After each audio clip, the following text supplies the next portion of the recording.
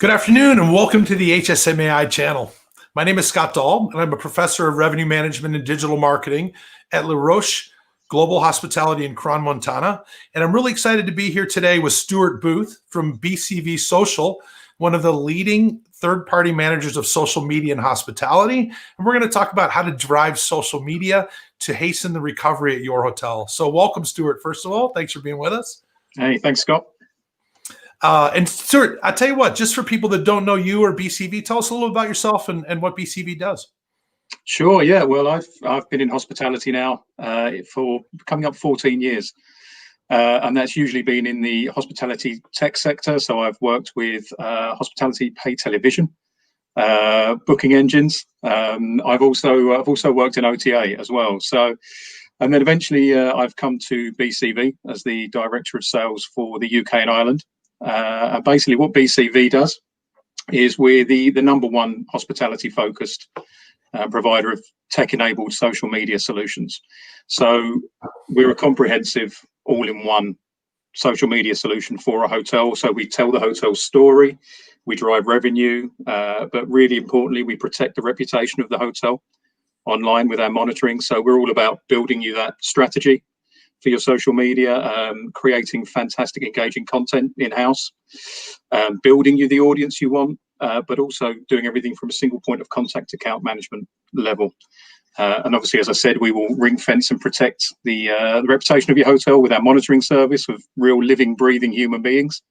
And also we have a very, very high level of analytics, which allows us to put our partners against their comp set and keep a regular track and benchmark what they're doing. So something slightly different for the UK market. Definitely. Yeah, I think as soon as we talk about how to find the recovery, I think we get people's attention as hoteliers. So I think so. Let's jump right into it. I think this is going to be a pretty fun discussion. But Stuart, let me ask you, like, obviously social media, everybody's talking about it, but how is it key in driving a hotel's recovery right now? Well, we're living in a very different world now. You know, as you know, everything's changed so much in the last sort of 6 to 8 months. Really, social media has become that very, very, very top of the funnel now, now more so than ever. So people are using social media more than they did before as a window to the world now, where we've all been locked indoors. You know, we've got kind of the world in our pocket on our mobile phone. And we know that social media usage has absolutely skyrocketed. You know, you look at Facebook has added 77 million users on a daily basis to its numbers, but it's grown 50% overall in the last 6 to 8 months. Instagram has added 111 million users in 1 quarter this year. So, you know, these are all habits that people have developed even more so over the last 6 to 8 months. And they're habits that aren't going to go away. People are using social media to get their general news, their general information, but they're also using it to buy goods and services. But on top of that, as I say, they're using it for a really kind of aspirational purpose. You know, where do I go? Where do I want to go? What do I want to see? What do I want to do? You know, when we come out of all this, which is hopefully going on the news today, hopefully very, very soon. You know, we had William Shakespeare vaccinated today in the UK officially. The first man was called William Shakespeare. Seriously. So, you know, it's a really, really big part of people's lives now as an advertising tool, as a purchasing tool, but also as that aspirational tool for people to pick where they want to go. And on top of that, actually, something that's quite a large point is that as younger generations come through and, you know, become the next heads in beds, as it were, these guys will rely more and more than ever on making decisions through the eyes of their peers and what their peers have experienced and what their peers have put on social media. So, you know, there's dozens of different ways we can look at why social media is important for a hotel, but that's very much the headline. You know, we've kind of found out now that 1/3 of people now want their brand updates in general to come through social media. It's that first point of contact now for people. So, you know, that's a start. That's kind of where social media starts at the top of the funnel. But there's also, you know, a lot of other ways of looking at it. One is the target reach of social media. So, we have our hotels split into different brackets in different star ratings, all of which have different price points, have different levels of guests, different types of guests. And every other option we have in terms of advertising at the moment is quite blanket, if you think about it. So television is a very blanket medium. You don't know who's watching at what times. You just take a rough guess that the right people are watching, Budweiser advertising in the middle of the halftime at the Super Bowl. That's one thing. They know the right audience is going to be watching. But someone in the middle of a soap opera at 7:30 in the evening, it could be anybody. So it's not particularly targeted as such. The same with print media as well. So just it's sort of in summation of why it's critical. You can target the exact audience that you want. You've got 50% of the world now on social media, which is huge. And we know now, as I said, that this is a habit that people have got into, that it's not going to go away. Social media has now been adopted more and more than it ever has before. Yeah, I mean, I think you're right. For me, I think most people, and I'm definitely in the older end of the demographic. So I think when you refer to generations that have grown up with the technology all along, it's probably even more so the case. But my search habits have changed. My use of the internet has changed. I quite often go to the internet. I do a lot more branded searches because of things that I've become aware of in other ways, not so much open-ended searching so much anymore. My travel inspiration, as you mentioned, and other inspiration comes from what my interests are. And social media arranges itself by default based on our interests, right? So it's really very well pre-qualified to finding me, as long as you are aligned with the things that I'm interested in, which is really an interesting process. So, it's a way for marketers really to kind of relate it now to marketing, to get to people before the point of sale. And hotels know the game. If I want to compete with Expedia and Booking.com as an individual hotel, it's probably an uphill battle for me. I don't have the marketing funds and resources. And quite frankly, my customers don't have the same value to me because I don't have the whole planet for sale once they arrive on my website. I just have my own hotel. But now there's not as many people digging around in the reservation booking engines.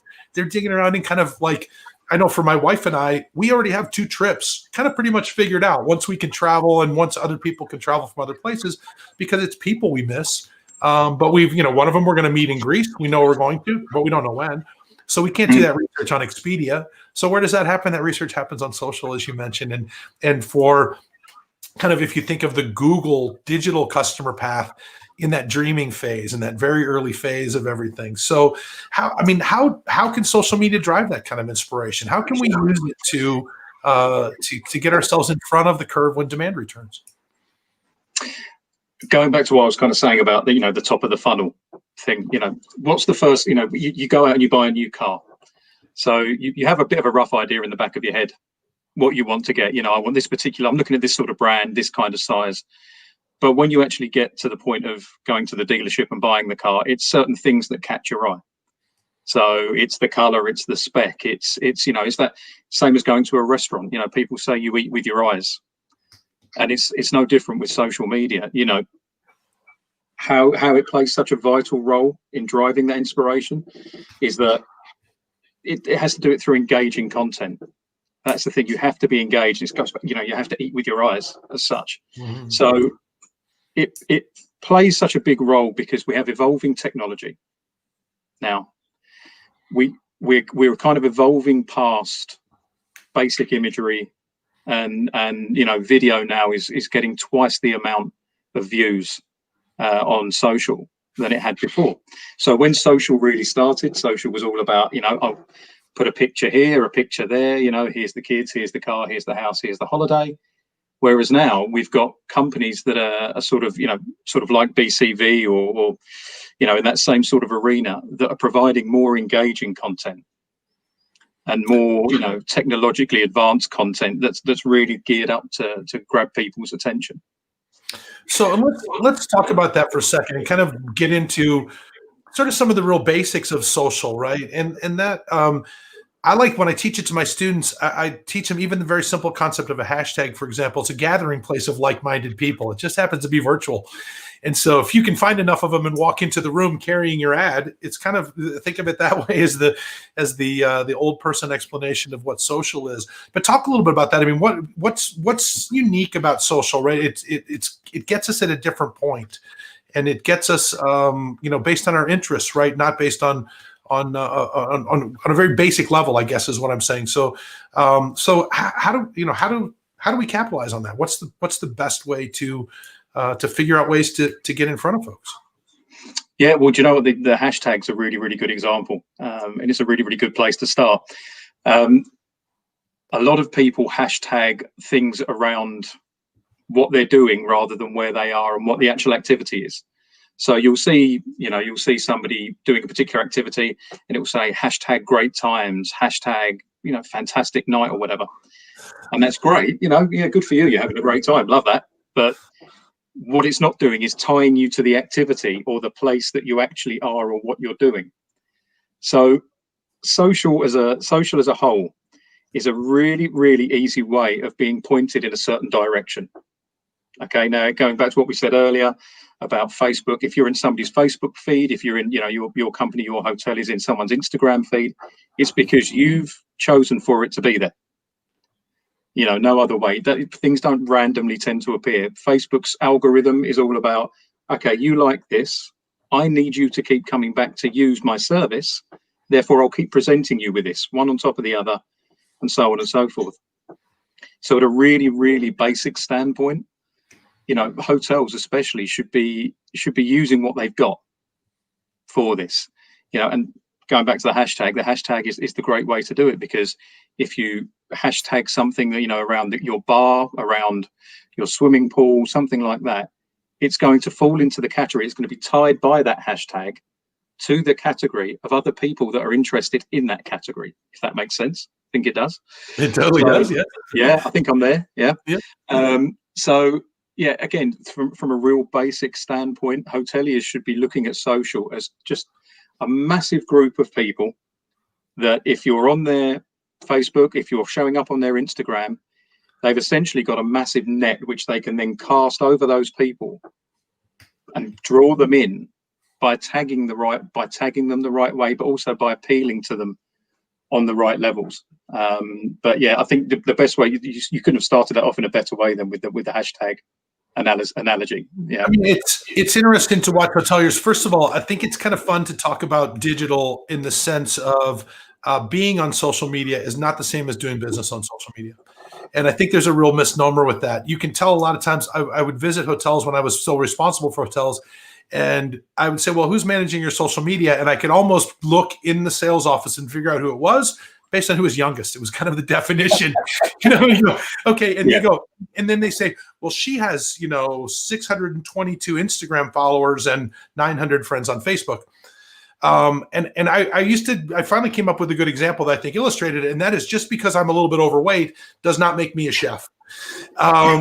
Just because I eat does not qualify me to prepare that kind of food. And I think there's a very similar thing with social, and it gets into exactly a perfect example is things like you mentioned with a hashtag, and not really being very mindful of how you're going to use them. And if you think about if a hotel or marketer was going to buy space in a motorcycle magazine and a knitting magazine, they would not run the same ad in both magazines, because they would not appeal to both audiences, I don't think. I mean, maybe it's a very niche audience, but it would be one of those things that we would understand to put a targeted message together. But as I mentioned to you before we started, it's not uncommon for me to see a really beautiful picture of people enjoying the pool, hashtag jazz bar, hashtag Sunday brunch.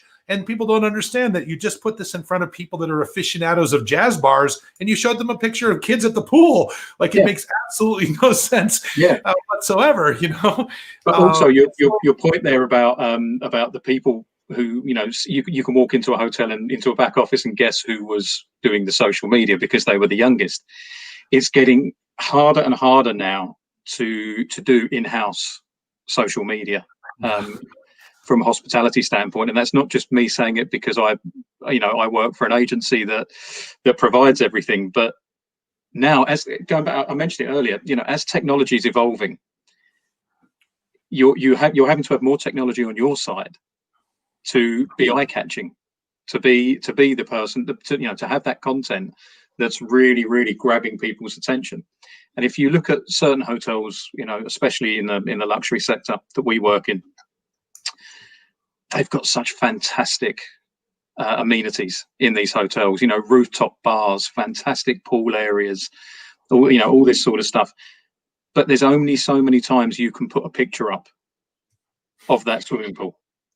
There's only so many times you can put a picture of your bar up. And one thing that hotels can sometimes fall foul of when it comes to content, and going back to the original question about how we're driving sort of inspiration, you can put as many photos up as you like of a swimming pool. But if there's nobody in that swimming pool, or there's nobody sitting around that swimming pool, that content therefore is not engaging. Now, Instagram is a brilliant example of this. So, and tell me if you disagree on this, but Instagram to me is very much a platform where people can say, look at me, look what I'm doing. You're not doing this. I am. Look what I'm doing. Look here. This is where I am. And from a hotelier's perspective, Instagram is phenomenal. And it's but sometimes underused. So the whole point of Instagram and engaging content is you need to be able to put yourself in that picture just for a split second. You need to be the person in that bar. You need to be your friend who's holding the big cocktail with the sparkler and the whatever coming out the top. And with hotels, sometimes the content can be very architectural that you see on social media. Sometimes website content can be reused for social. And I can't put myself in the situation of the building, the front of the building. I can't put myself in the situation of an empty lobby or an empty bar. To be aspirational again and to be inspirational, I need to see people. I need to see something different every time. And again, as technology goes further, the in-house side of this is getting harder and harder to create. And that's when people have to sort of tend to look to outside agencies who have all this fantastic technology. You know what my favorite one is, the Cinemagraphs. And for anybody who doesn't know what a cinemagraph is, it's a static image where part of the image is moving. So completely static photograph, somebody sitting on a hammock, but the sky, for example, is moving, the clouds behind them. You can't really create that in-house particularly easily. So when we're driving sort of travel inspiration and things like that, something that's getting harder to do is to have this in-house capability these days, because the technology isn't always there. Yeah, definitely. I tell you what, we're going to, in a second, I'm going to put you on the spot really for some specific tactics. And that's one of the ones that I think we definitely want to talk about. I think that there's a certain point at this point that some technological know-how is important in terms of attribution, being able to know if things are working and stuff like that. So the minute you're going to jump in and spend very much money, there's definitely a return on investment in getting some help, I would say clearly. So we'll definitely hit on that. But you bring up a really interesting point about post content. And it's so funny how this, there's so many really traditional fundamentals of marketing that sometimes get ignored because we're sort of thinking we're in a new world. And what you just described to me very clearly was feature benefit selling versus benefit feature selling. Or as one of my really, really good directors of sales once in my life, he used to scream with them, which was his way of saying what's in it for me, because somebody was just listing stuff. And the other end, that person on the phone is going like, oh, great building. Like, I don't care, but show me people having a good time. And now there's a benefit for me. Now I'm able to relate to that. So clearly you're right. When you talk about content, I think you have to understand where you're meeting that person and understand the function, right? They're basically going like this with their finger. We all do it. And the question is whether you warrant my finger going like this again and stopping, or if I just let you scroll on through like everything else. And it is, I do find, quite frankly, a little bit of motion for me works. Whether that's video that starts up, or whether that's exactly as you say, just some of the cinemagraphs that have just something that's a little more engaging than just a picture. They work on me. They tend to make me stop.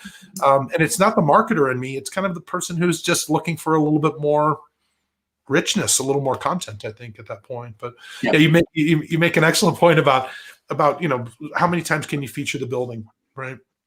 Also, Yeah, keep in mind, there's immense targeting opportunities, as you mentioned. And so based on where you are putting your message, a lot of times you want to adjust your message for why you're there. If there's some sort of a festival and you just sort of put yourself on the festival, it doesn't really make a lot of sense. Whereas if you're running some sort of a rooms promotion and encouraging people to click through and doing something that's more significant activity wise, then it makes a lot more sense why it's there. Otherwise, just think of my example of that large group of people in a room with similar interests, and you go walking in with a knitting poster and they're all bikers. It just doesn't really make a lot of sense. Why are you here? What are you doing? Why have you spent the effort to bring that poster into this room? So, and that's very much kind of what the process is that we're talking about. So let's get a little bit more specific now, and let's talk about some strategies that folks can take advantage of. And let me tee it up for you a little bit. Right now, not a lot of buying going on, but a tremendous amount of shopping. Mm-hmm. So, and one of the things that those of us that were around for September 11th, which is kind of the best analogy we can make to today, although it's not nearly as significant, is that the recovery doesn't happen level. The recovery happens for the best hotels first. The market starts to see that, but the real recovery is one hotel growing faster than everyone else because they're on their game. They're getting the bulk of the new travel or effectively just winning the game with market share, not necessarily with the great market condition. So those that do a better job of this and basically set themselves up, then I think have the opportunity to reap that demand when that demand starts to sneak back in. But what are some of the tactics that we can use, Stuart, to position ourselves as hotels to take advantage of the eventual recovery whenever that happens? Yeah, I mean, I think when it comes to social, keep it simple. Plan of attack is the way forward, and it depends very, very much where you are as a hotel on your sort of, your journey of social as such. So if you're a hotel that's just kind of getting into social, that's just starting to make yourself known, and I think it's kind of worth saying that in the UK especially, we are still slightly behind in terms of adoption than the US in terms of social in hotel terms. So there's a lot of hotels out there that still aren't making the most of this. So for them, there's one way of looking at it, and for other hotels that are further down the line, I think there's a different way. But I would always break it down in the spirit of keeping it simple. Break it into three easy parts, and that would be awareness, engagement, and conversion. They're the three things you kind of have to worry about, So with awareness, the easiest way to put it, don't let people forget you're there. That's simple. Okay, so going back to what I said earlier about social media being this window to the world, you've got this audience of millions that you can potentially put yourself in front of. It's all about frequency. Now, if you're just getting into social media, you want to start your posting frequency quite low. Build up that audience slowly over time, because if you start posting too much, you kind of go over people's heads a little bit because they're not used to you, they're not used to your brand. If you're a more established brand, or you've got a more sort of established... Let me interrupt you for a second too. Sure. At the point when you decide you're going to take that on, you want to make sure you've got several weeks, if not more, worth of topics already in the pocket. Because if not, what happens is you'll do your 3 most amazing posts in the world, you'll steal your thunder, and you won't have anything left for next week. So It's really, if you've never tried this before, it takes some effort to create enough interest that you don't just create one that's kind of in the middle that takes care of all of it and sort of steals the thunder, so to speak. So you don't want to peak too early. Yeah, for sure. Yeah, no, and that's easily done as well. And one thing you see, actually, go just on that. Sometimes you see, I've seen before where a hotel has put all of its best attributes in one kind of showing. And that's great, it's brilliant. Show off what you've got, 100%. Show off what you've got, but leave people wanting a little bit more.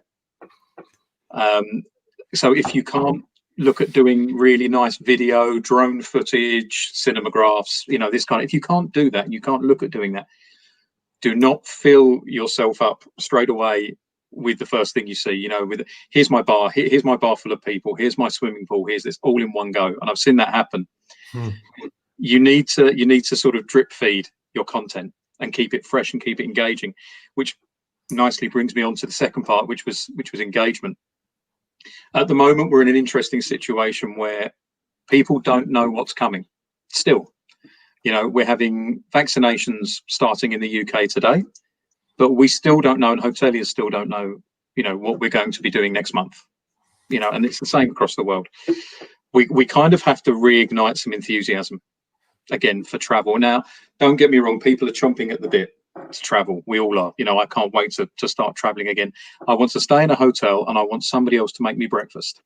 Okay, that, you know, that would be lovely. So we need to reignite that enthusiasm again. We need to really engage the audience. And again, this is a little bit content based. This is, you know, get people, show off what's good about your hotel. Again, if you're new to social media, make sure you've got one place in your hotel that's very Instagrammable. You know, so you know, everyone's been to a 5-star hotel where you've seen something along the lines of a huge, great armchair, you know, with a massive high back on it, one of those sort of things in the lobby with a lovely table next to it. And that's a very Instagrammable place for people to sit. And they'll have their photo taken there and they'll share that, and they'll do that on your behalf, and they'll start sharing about your hotel, all the good parts that they want people to see, all the bits where they're sitting there going, make sure everybody knows I'm sitting in a 5-star hotel in a big chair. Okay, so, you know, but it has to be, you know, from a hotel's perspective, when we're reigniting that enthusiasm, we need to make it interactive as possible. People, because of social media, people are so used to seeing photos now, static photos. Now, you know, 2006, I believe it was, when Facebook came out, and all of a sudden you could see all these photos of what other people were doing on your phone. This was amazing. It's now practically 2021. We've come in a long way. So your content needs to be interactive and it needs to be engaging. I'll give you a good example. You know, we work with Ritz-Carlton, and Ritz-Carlton during the lockdown, as a way of keeping their people engaged, their guests engaged, their audience engaged, they did a bed making post, which is brilliant. Really simple, but really brilliant. So it's not, here's another photo of our hotel, which you can't stay in at the moment. We know you love our beds. We know you love how comfy our beds are. You know, you're part of our regular engaged audience. Here's how we make them.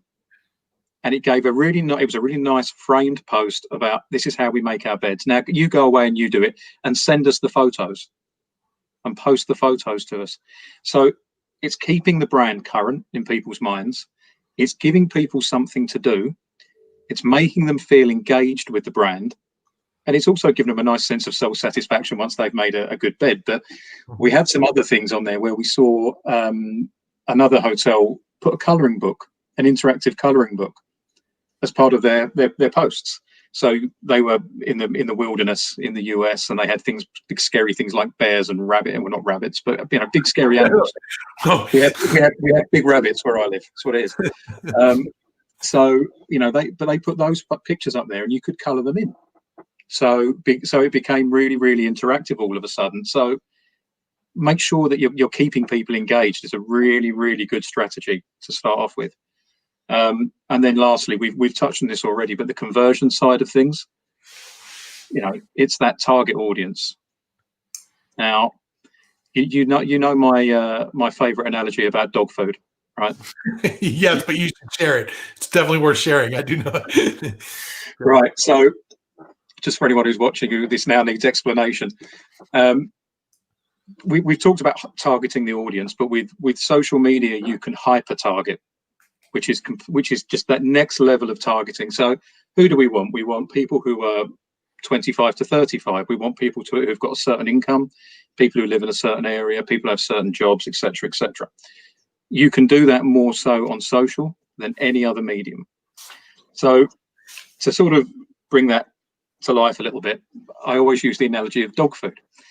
And the dog food analogy is, I'm watching a TV program, we go into an ad break, I see an advert for Coca-Cola, I see an advert for dog food, and I see an advert for the new iPhone.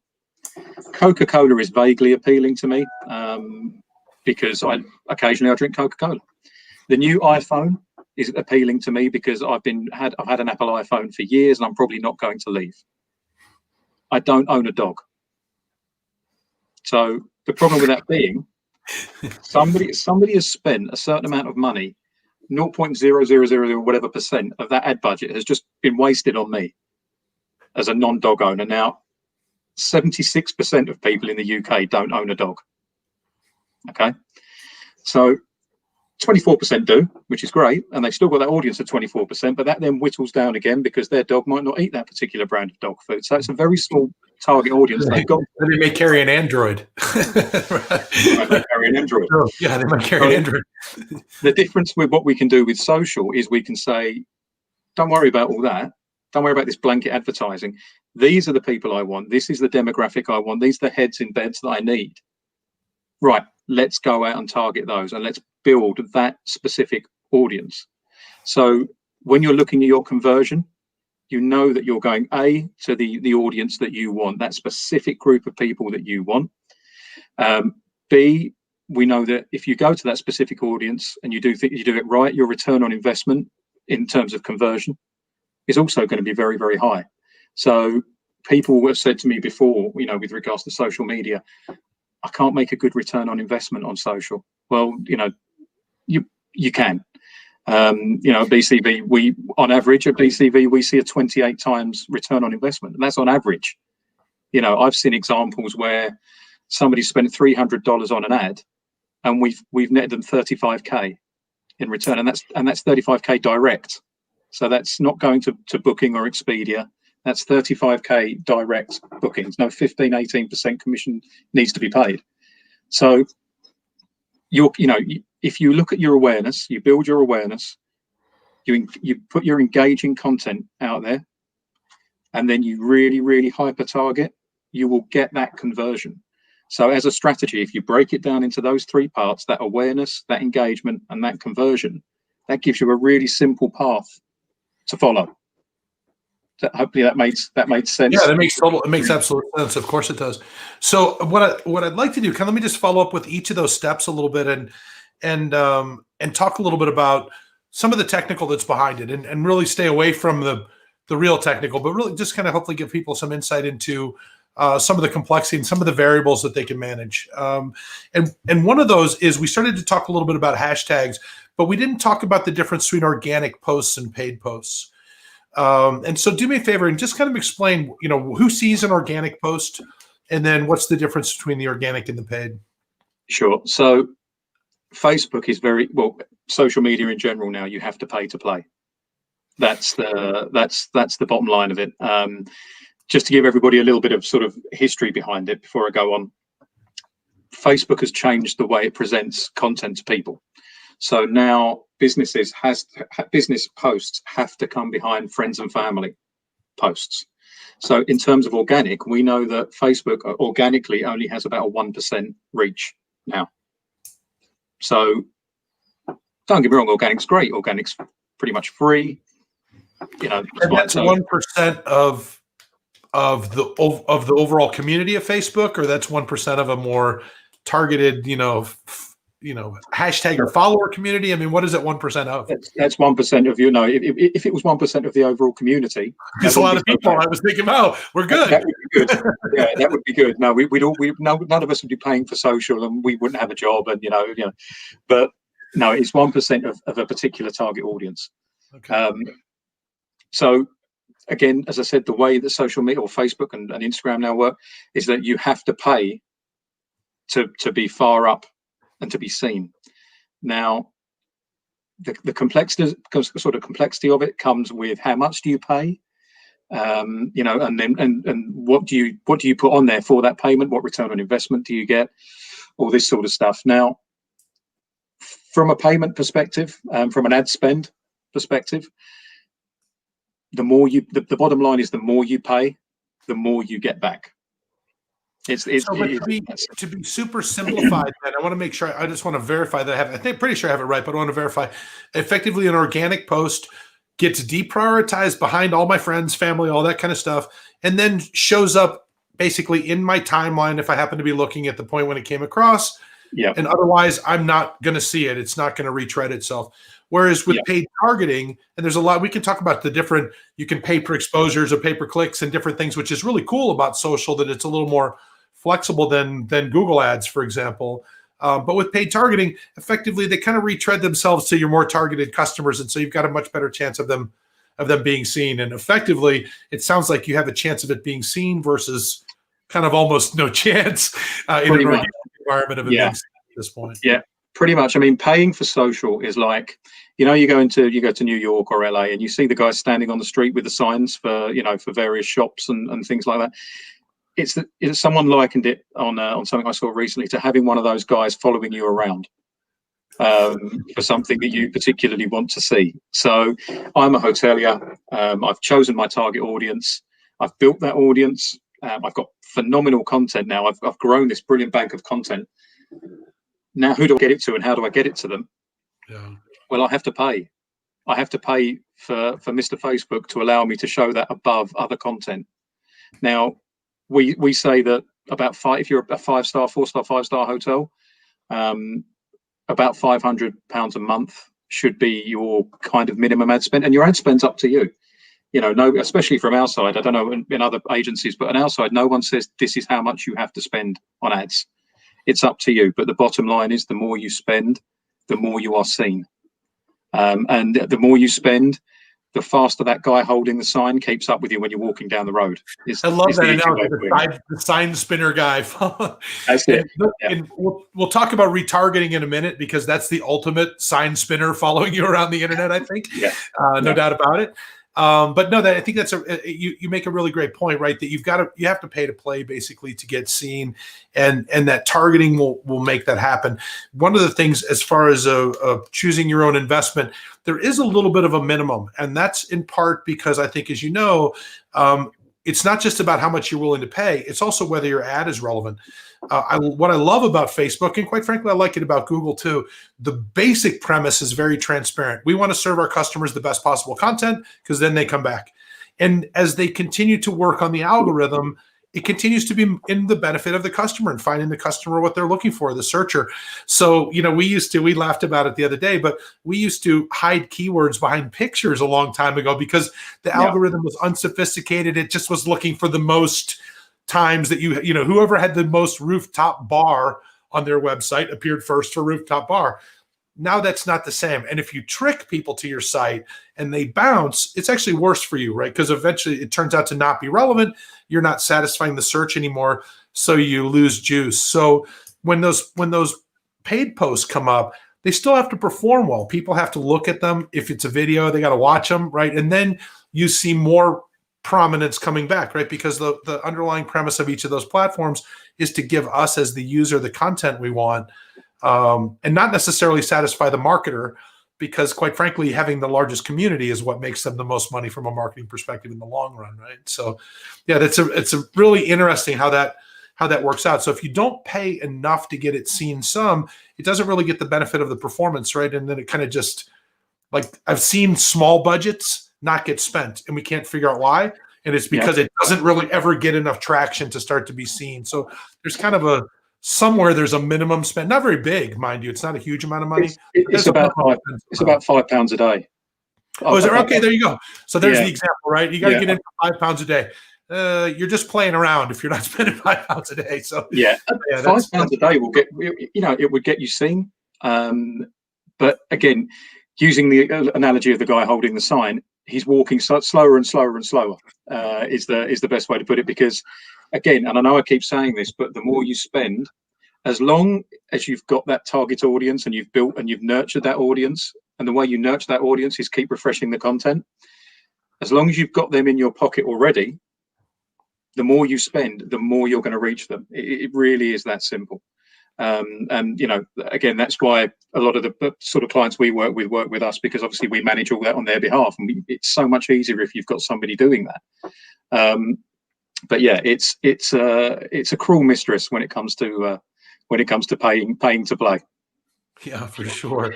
So let's kind of stay on that topic a little bit, but let's talk a little bit about the approach for hotels, right? And one of the things you mentioned the sign spinner.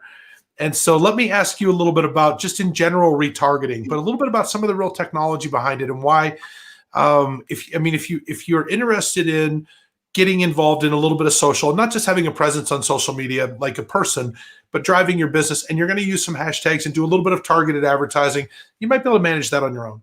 But once it starts to get into some of the more technological stuff, then I think an agency like you guys and some of your competitors, of course, offer a significant advantage that can't be overlooked. So let's talk a little bit about some of the tech. But the first one I want to talk about is retargeting. So we talked about the side spinner, the ultimate sign spinner. We've all had that experience. We visit a website and then it feels like we're being stalked on the internet.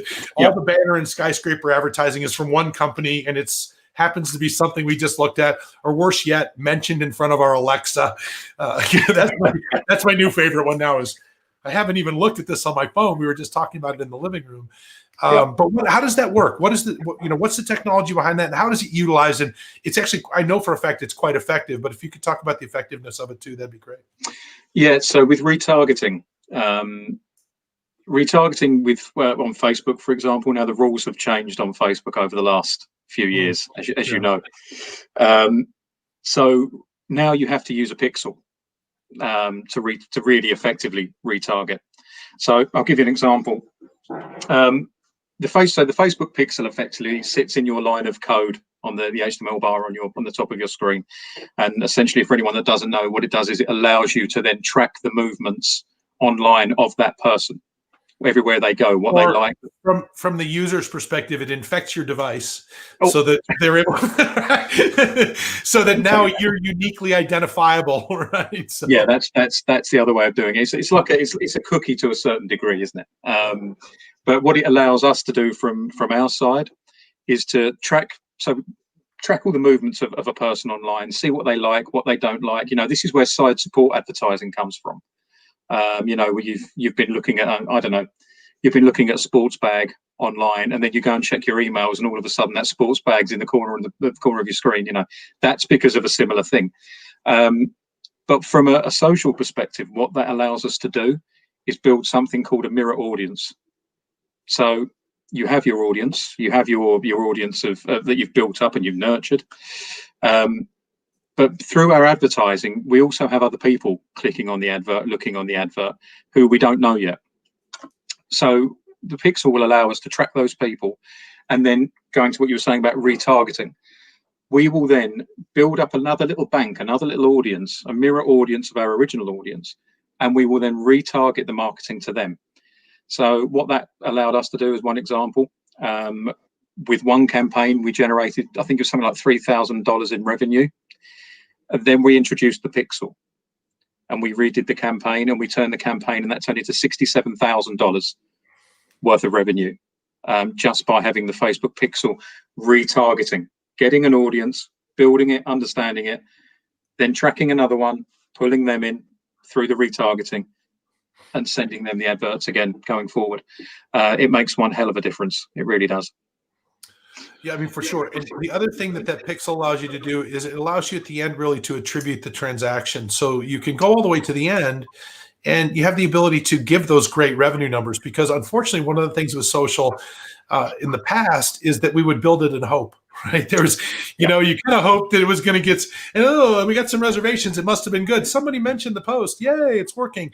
And now we can actually use technology, and we can follow that all the way through. So we can then basically collect that cookie at the end and take a look and see, exactly how much revenue was generated as a result of, or how much revenue came from people that somewhere or another came in contact with that, right? So we have the ability to know how successful it was, it's immense, especially if you're investing a lot of money. And that's why I come back to, if you really want to drive social, you really want to take advantage of it.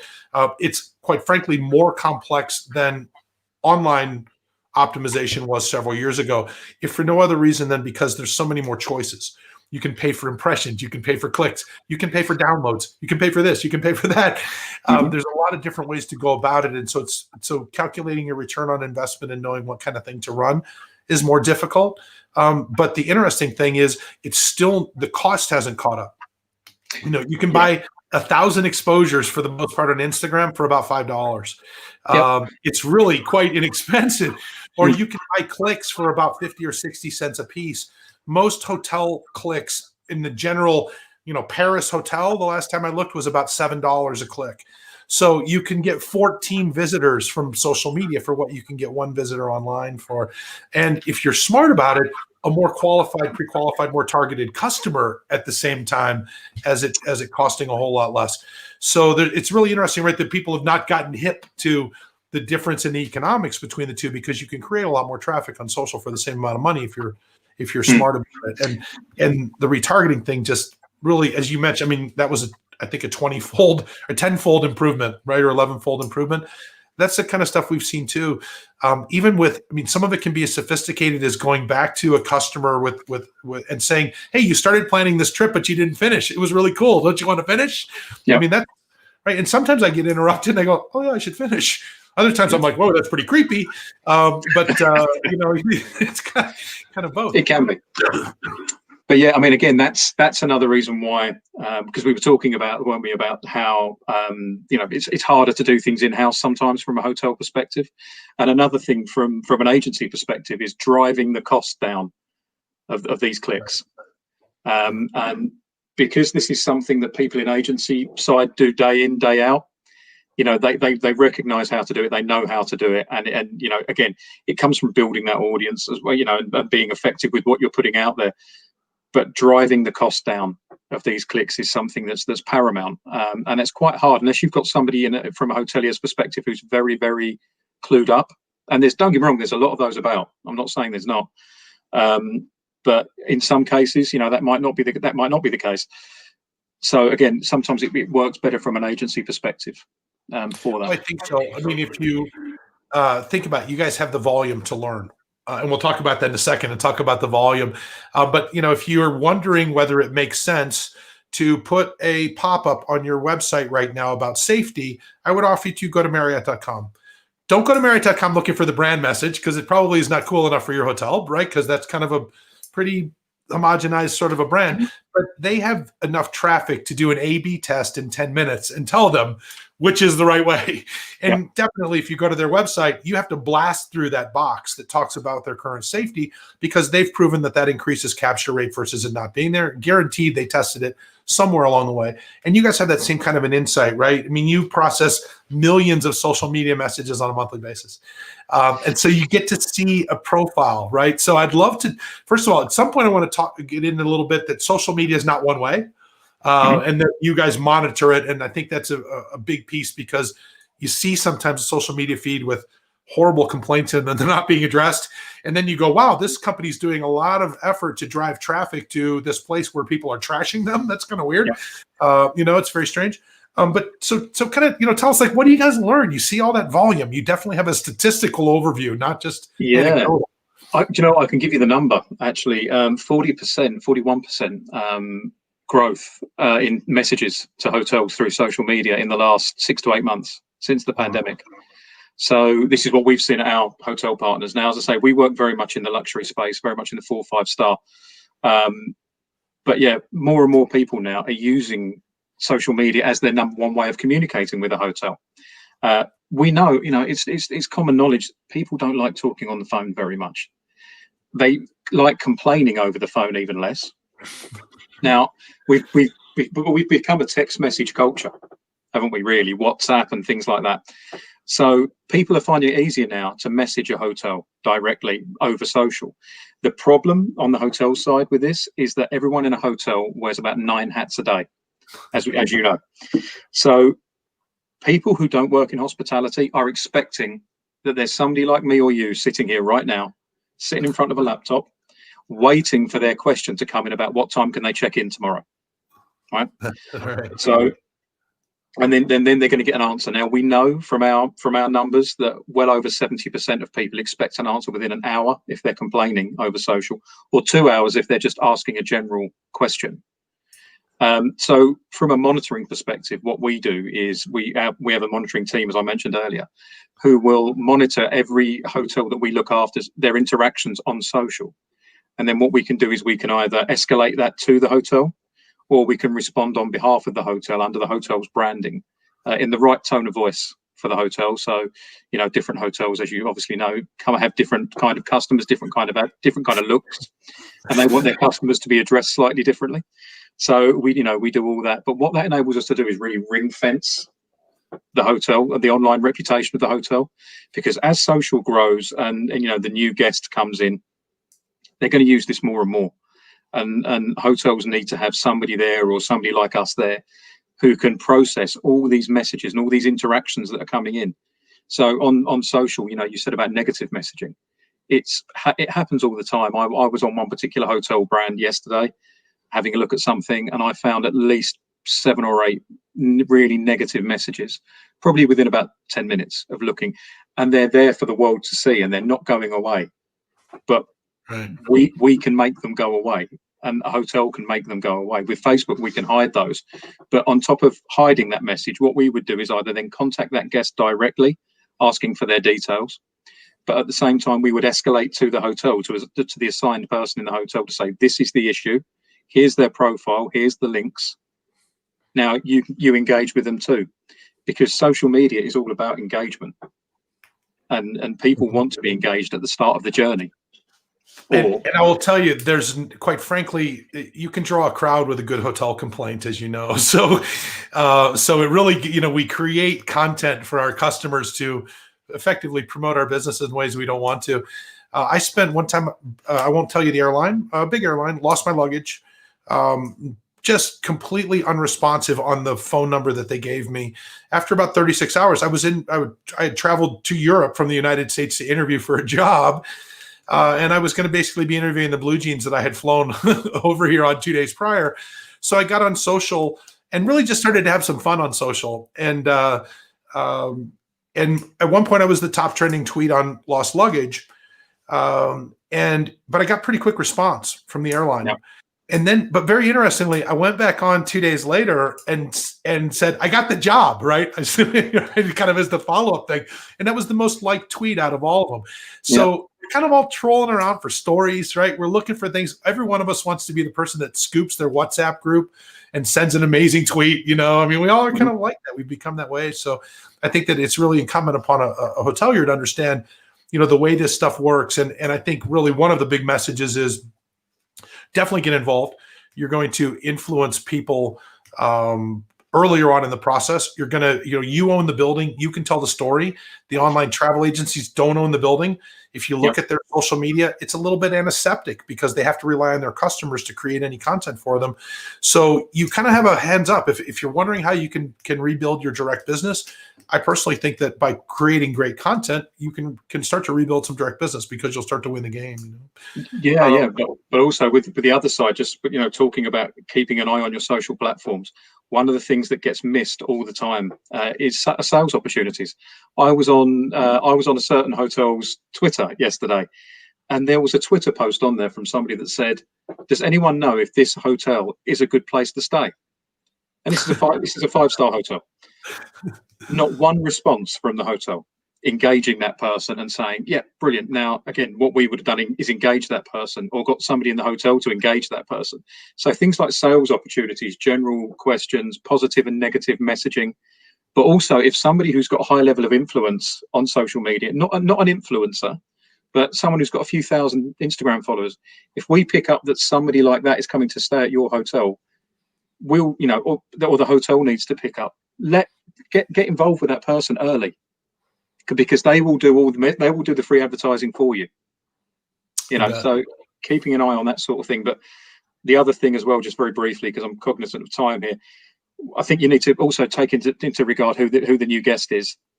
We've got 2 different types of new guests now. We've got the post-COVID guest who wants lots of information. We've had 4 times the amount of messaging around new restrictions in hotels. So be really cognizant of that. You know, they understand the economic impact. So we've got that side, but you've also got the Gen Z and millennial side. And these guys are on demand. These guys are Netflix. You know, Netflix is going to tell you what to watch next. Amazon's going to send you a parcel 2 minutes after you deliver it, but it's also going to tell you what other people like you have bought. Right. These guys have grown up in this system, in the, you know, this, especially Gen Z. This has been their life. Suggestion, but also on demand. So these guys are going to communicate with hotels more and more through social and choose where they want to stay more and more through social. But as you said, it's interactive, and the hotel has to have either somebody there or an outside agency reacting to that. I mean, I hate to say it, right? But hopefully, if you haven't watched The Social Dilemma yet, you should watch it, right? Yeah.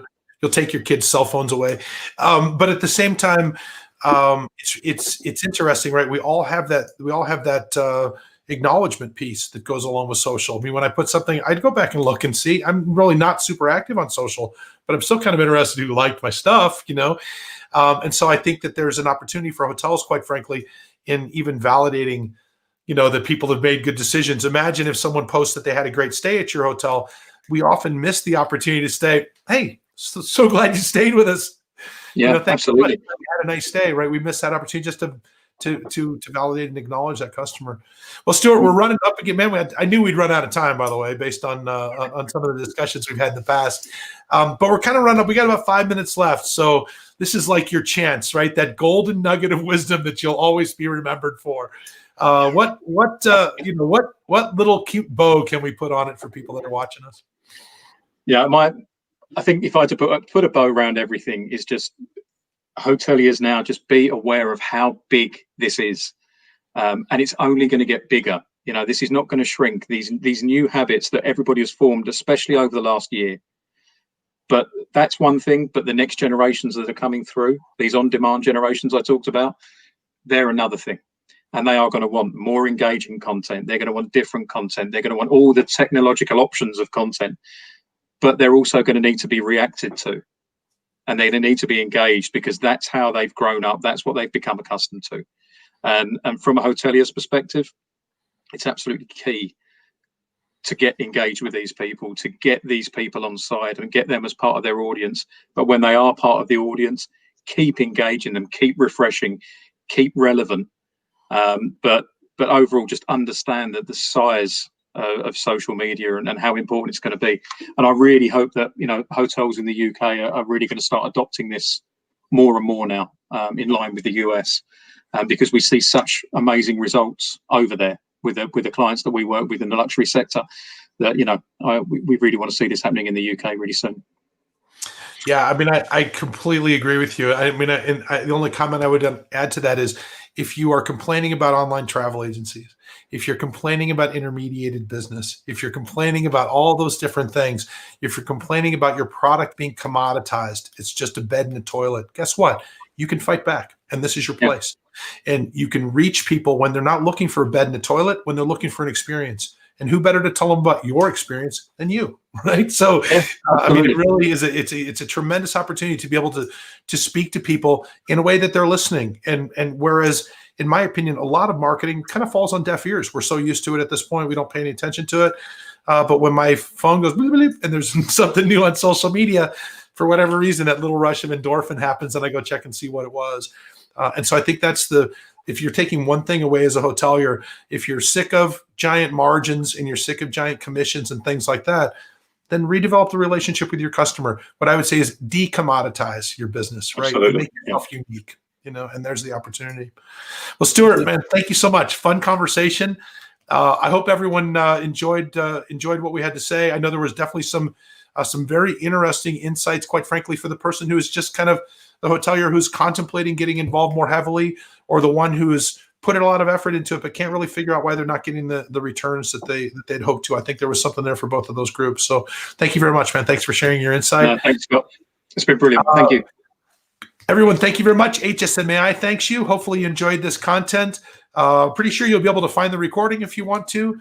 And other than that, watch for future programming that's coming up, and everybody have a fantastic day.